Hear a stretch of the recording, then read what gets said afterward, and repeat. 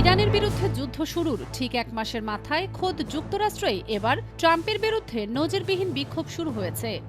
লাখ লাখ মানুষ রাজপথে নেমে স্লোগান দিচ্ছে মার্কিন প্রেসিডেন্টের বিরুদ্ধে। ২৮ মার্চ যুক্তরাষ্ট্রব্যাপী আয়োজন করা হয় নো কিংস নামের ওই ঐতিহাসিক বিক্ষোভ ও সমাবেশ।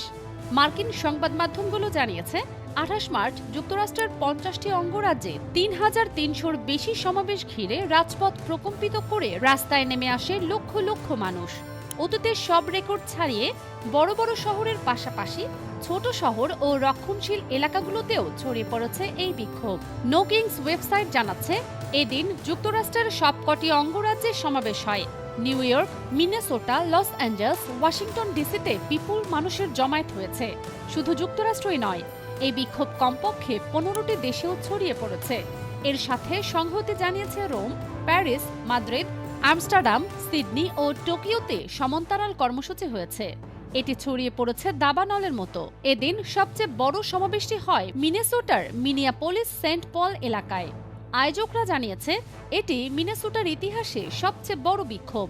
এই বিক্ষোভ সমাবেশে হাজির হয়ে বক্তৃতা দেন ট্রাম্প বিরোধী প্রগতিশীল মার্কিন সিনেটর বার্নি স্যান্ডার্স। তিনি বলেন, আমরা এই দেশকে কর্তৃত্ববাদ বা ধনকুবেরদের শাসনে ডুবে যেতে দেব না।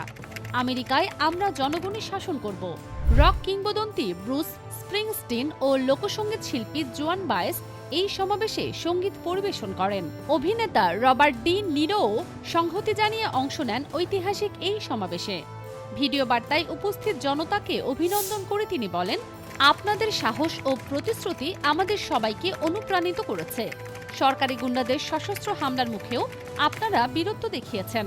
দেশব্যাপী সমাবেশে অংশ নেওয়া বিক্ষোভকারীদের বিশাল অংশ জানায়, ইরান যুদ্ধের কারণে দ্রব্যমূল্যের দাম বৃদ্ধি ও অর্থনীতির উপর ব্যাপক চাপের কারণে ক্ষুব্ধ হয়ে রাজপথে নেমেছে তারা। ইরান যুদ্ধ ছাড়াও প্রেসিডেন্ট ট্রাম্প নির্বাহী ক্ষমতা বলে বিতর্কিত অনেক সিদ্ধান্ত নিচ্ছেন।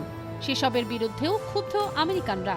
নির্বাহী ক্ষমতার নামে এককভাবে সিদ্ধান্ত নেওয়া স্বেচ্ছাচারী কোনো রাজার শাসন চায় না তারা।